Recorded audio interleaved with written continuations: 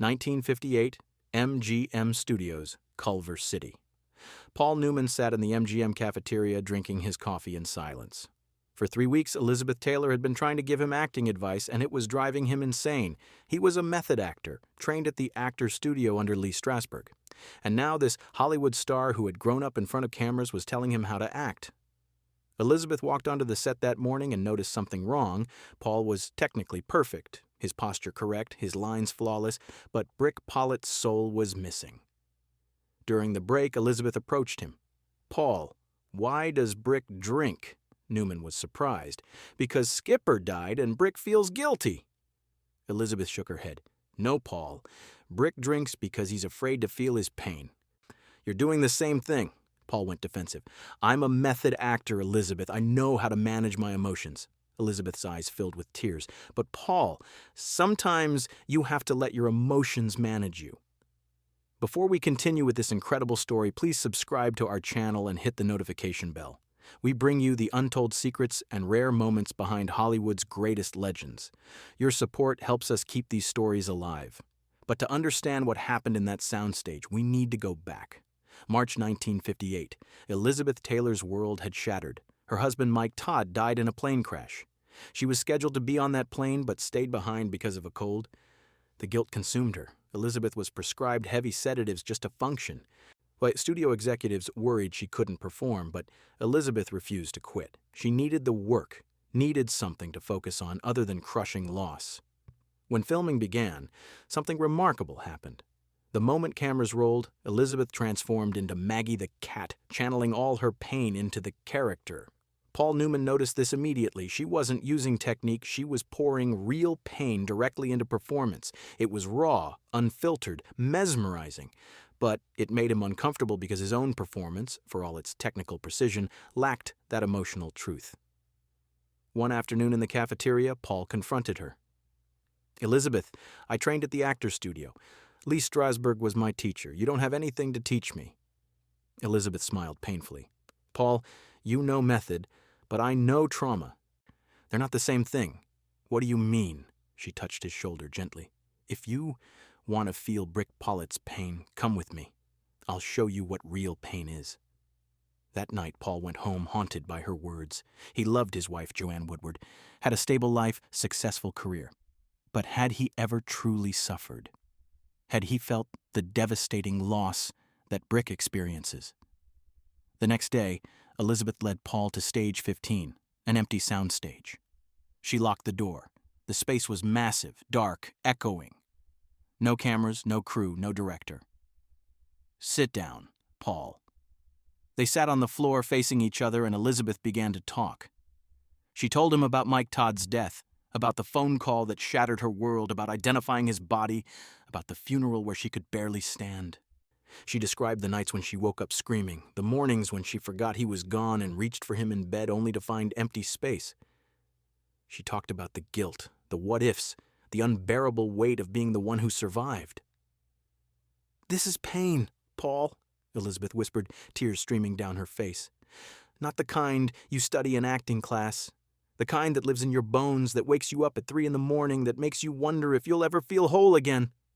Paul sat in silence, watching this woman he dismissed as just another Hollywood beauty expose her deepest wounds. He felt something crack open inside him. Not emotional memory, not a technique. Something real. "Where is your pain, Paul?" Elizabeth asked. "Because if you can't find it, you'll never find Brick." The question hung in the air. Now Paul thought about his own life, his own losses. His father's disappointment when Paul chose acting over the family business. The rejection he'd faced early in his career. The fear that he'd never be good enough, never be truly great. These weren't Brick's specific traumas, but they were his own. And maybe that was the point. The information in this video is compiled from documented interviews, archival news, books, and historical reports. For narrative purposes, some parts are dramatized and may not represent 100% factual accuracy. We also use AI-assisted visuals and AI narration for cinematic reconstruction. The use of AI does not mean the story is fake. It is a storytelling tool. Our goal is to recreate the spirit of that era as faithfully as possible. Enjoy watching. They sat facing each other.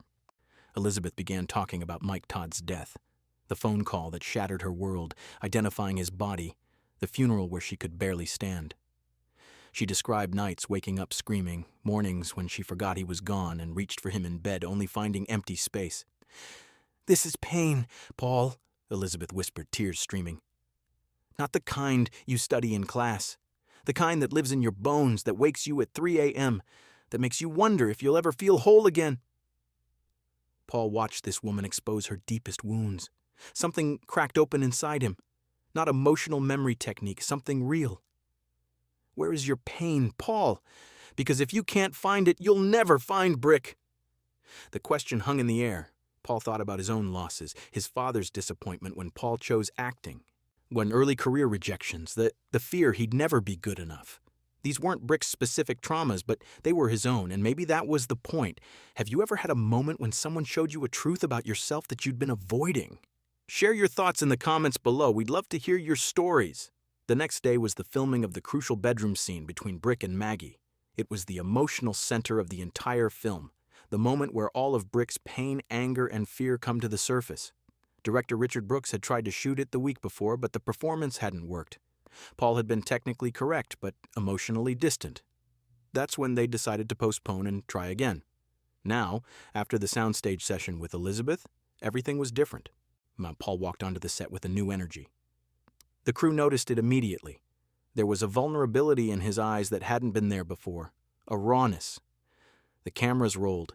Elizabeth delivered her lines as Maggie, pleading with Brick to love her, to see her, to feel something. And Paul, as Brick, responded with such devastating pain that the entire soundstage went silent. He wasn't performing anger, he was channeling genuine anguish. When he shouted his lines, it wasn't acting, it was a man breaking apart. Richard Brooks watched from behind the camera, his mouth slightly open in shock. This was exactly what he'd been trying to get from Paul for weeks, this raw, emotional truth. The scene continued, Elizabeth and Paul playing off each other with an intensity that made the air crackle. When Brick finally breaks down, when he admits his pain and his fear, Paul Newman cried. Real tears, not manufactured ones. He sobbed, his whole body shaking. "Cut," Brooks finally called, but his voice was hoarse. The entire crew stood frozen. Several people were wiping their eyes. The cameraman was crying. Even the grips, the tough technical guys who'd seen everything, were visibly moved. Elizabeth walked over to Paul and put her hand on his shoulder. "Now you've found Brick," she whispered. Paul looked up at her, his face still wet with tears, and nodded. He couldn't speak. He'd just experienced something he'd never felt before in his 15-year career. He'd stopped acting and started living the character. And it was terrifying and exhilarating all at once. Richard Brooks pulled Paul aside after the shoot. "What happened to you?" he asked, genuinely confused. "You're a completely different actor than you were yesterday." Paul glanced at Elizabeth, who was across the set talking to the costume designer. "I had a good teacher," he said simply. Brooks followed his gaze. "Elizabeth? But she's not method trained. What could she possibly teach you?" Paul smiled sadly. "She taught me that sometimes the best acting isn't about technique. It's about truth." This scene became legendary in Hollywood. When the film was released in September 1958, critics raved about Paul Newman's performance. The New York Times wrote, "Newman plays Brick Pollitt with such raw energy and suppressed fury that pain seems to flow from the screen." Variety called it a breakthrough performance that establishes Newman as one of the finest actors of his generation. Paul Newman received his first Academy Award nomination for Best Actor for Cat on a Hot Tin Roof. He didn't win. The award went to David Niven for Separate Tables, but the nomination changed his career forever.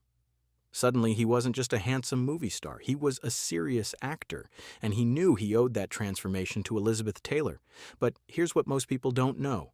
Paul never publicly credited Elizabeth for that breakthrough. In interviews, he talked about his method training, about working with Richard Brooks, about studying Tennessee Williams' text. Well, he never mentioned the 3 hours in the soundstage, never revealed Elizabeth's coaching. And this hurt Elizabeth more than she ever admitted. Years later, Elizabeth's assistant would recall finding her watching Cat on a Hot Tin Roof alone in her screening room, tears running down her face. "I gave him that performance," she whispered, "and he never said thank you." Oscar night, April 6, 1959. Paul Newman attended the ceremony with his wife, Joanne Woodward, who had won Best Actress the previous year. Elizabeth Taylor was also there, escorted by her new husband, singer Eddie Fisher. The marriage had caused a massive scandal. Elizabeth had begun a relationship with Eddie while he was still married to her best friend Debbie Reynolds, and the public was brutal in their judgment. When Paul's category was announced and he didn't win, the camera caught his reaction. He smiled graciously, applauded for David Niven, played the good sport. But across the auditorium, Elizabeth saw something else in his face. Disappointment, yes, but also something that looked like guilt. At the after-party, Paul finally approached Elizabeth. They hadn't spoken privately since the soundstage session months earlier. "Elizabeth," he said quietly, "I know I should have said this before. Thank you for everything you taught me." Elizabeth looked at him with those famous violet eyes, and for a moment, Paul thought she might cry. But instead she smiled, a sad, knowing smile. "You're welcome, Paul. I hope it was worth it." "Worth what?" he asked, confused. "Keeping it secret," she said. "I understand why you did. Method actors don't learn from instinct, do they? They learn from technique. It wouldn't fit your image to admit that a woman with no formal training taught you how to feel." Paul felt his face flush. She was right, and they both knew it. "Elizabeth, She held up her hand. "It's okay, Paul. Really, I didn't do it for credit. I did it because I saw you struggling and I knew I could help. That's enough for me." But it wasn't enough. Not really. And Paul knew it. If you're enjoying these behind-the-scenes Hollywood stories, make sure to subscribe and turn on notifications. We have so many more incredible tales to share with you. Paul Newman and Elizabeth Taylor remained friendly over the years, but there was always a distance between them, an unspoken acknowledgement of what had happened and what hadn't been said. They worked together again in 1966, but by then both had become megastars in their own right, and the dynamic was different. In 1963, Elizabeth won her first Academy Award for Butterfield 8. In her acceptance speech, she thanked dozens of people, but not Paul Newman. Some saw it as petty. Those who knew the real story understood it was something else entirely, a quiet reminder that gratitude should flow both ways. Paul Newman was nominated for Best Actor 7 more times over his career before finally winning in 1987 for The Color of Money. In his acceptance speech, he was humble and gracious, thanking his wife, his directors, his fellow actors. He did not mention Elizabeth Taylor, but here's what did happen. The day after the Oscars, Paul sent Elizabeth a handwritten letter. It was delivered by private courier to her Bel Air home. In it, he finally told the truth about the soundstage session, about what she'd taught him, about how that one afternoon had changed not just his performance in Cat on a Hot Tin Roof, but his entire approach to acting for the rest of his career.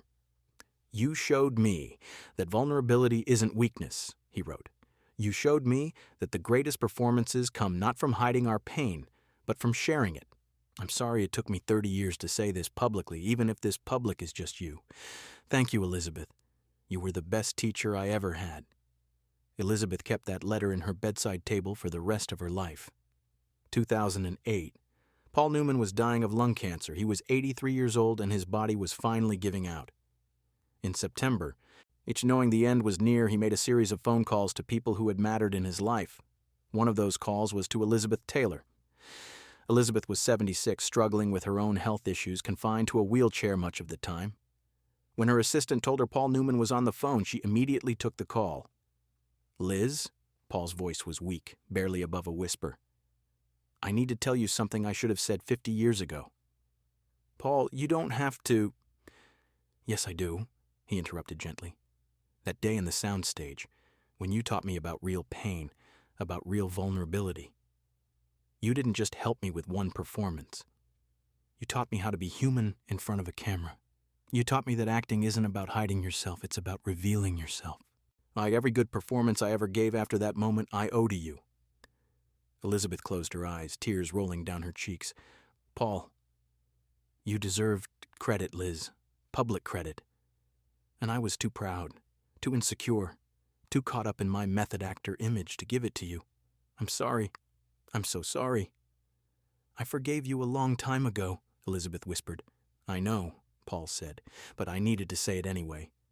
Thank you, Elizabeth Taylor. You made me a better actor. More importantly, you made me a better man." They talked for 20 more minutes, reminiscing about the Cat on a Hot Tin Roof shoot, about old Hollywood, about the friends they'd lost and the lives they'd lived. When they finally said goodbye, both knew it was truly goodbye. Paul Newman died on September 26, 2008. But Elizabeth Taylor released a statement. Paul was not just a great actor and a great man, he was a great friend. The world is dimmer without his light. But privately to her closest confidants, she said something different. He finally said thank you, she told her assistant, a smile on her face despite the tears.